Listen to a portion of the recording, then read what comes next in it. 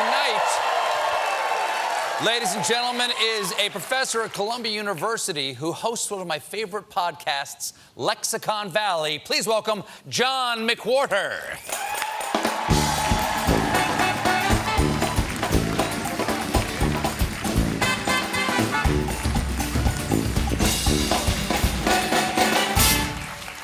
Well, thanks for being here. I listen to your podcast all the time. Please keep listening. I will. I love the way you explain words, how you tell the story of how we tell stories. That's my job. So what is lexicography? What is the importance of linguistics? Well, what's important about linguistics is that we understand that language always changes. And the reason that we understand that is not just because it always changes, because in itself, who cares? The clouds are always changing. But we have this last remaining prejudice that we can express openly with no censure whatsoever, which is that we have this idea that 2 out of 3 people are using the language wrong in some scientifically provable way. And it just isn't true, but it can be really hard to see that. And so a lot of linguistics is to teach us that no language could not be changing all the time. There could never be a language that didn't exist in different forms, and that the only reason we think of one kind as the good kind or the right kind is because it happened to wind up in the shop window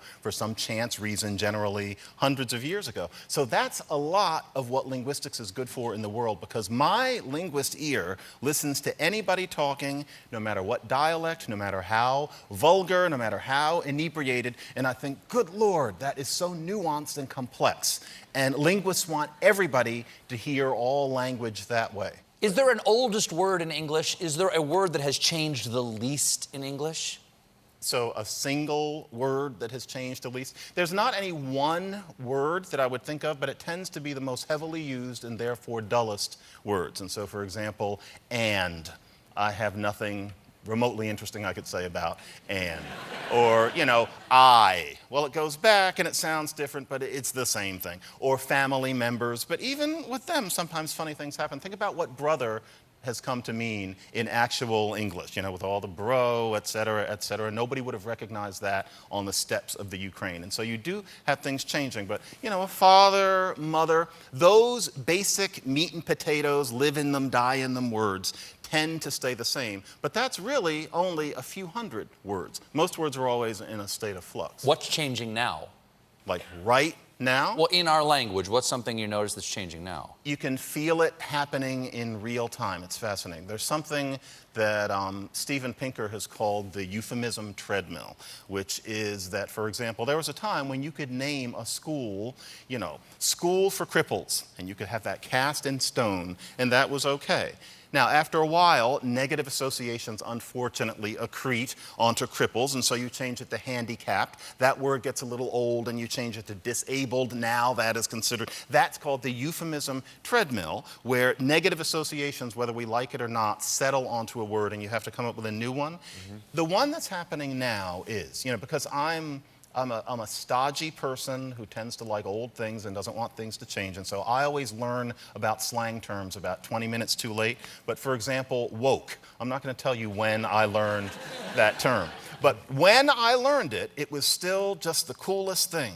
You are woke to the complexities of society and how injustice really happens. It was cool. It smelled like roughly marijuana and lavender. It was that kind of word. And about 2 seconds later, a certain kind of person started sneering, oh, is that person woke? And it's at the point where woke is, as in quotation marks in many circles, is the word perky. You can't really say that anybody is perky. It's a word. It hasn't been a real word since roughly Bye Bye Birdie. Woke is the same thing. Now, woke is something that people from a certain side of the political spectrum are throwing at other people, the idea being that you're a smug person who thinks that your views are the ones that come from on high. That has happened during the time, roughly, that a certain person has become president, and about 6 months before that. I've found it fascinating. Woke will be all but unusable in 10 years. 2 points. One is Kelly Ripa, very perky. Second... Kelly Ripa. No, she's perky. And the other is, how has Donald Trump changed our language? Because I think more people read him on a daily basis right now than probably are reading the Gospels. because he's tweeting to millions of people who are responding to what he says. That literature, yeah. Random punctuation. Yep. Random parentheses, and occasional all caps. Yep. Covfefe. What does any of it mean for our language? What has he done? What has he done? Does he intersect? Does what he do intersect with your studies? Oh, hopefully that man does not intersect with anything having to do with me. But he... Keep him away. But no, it's very interesting with him. He does let it all hang out with the language. Sure. And really, we've all known people who wrote like that, who talked like that. I mean, these are people who were defined, despite all of their diversity, as never becoming president of the United States. He's quite ordinary, but he's the first person who has no sense whatsoever that if you're using language as the president of the United States, you're using it as a kind of semaphore. You're never really chatting. You're kind of signaling. And for him, he thinks that it's okay, and so now I suppose it has become so, to just run your mouth and, just have this logorrheic verbal fantasia just come out the way it would if you were half drunk over your Thanksgiving dinner. And Twitter... Well, I'm afraid we have to leave it there. Maybe we should.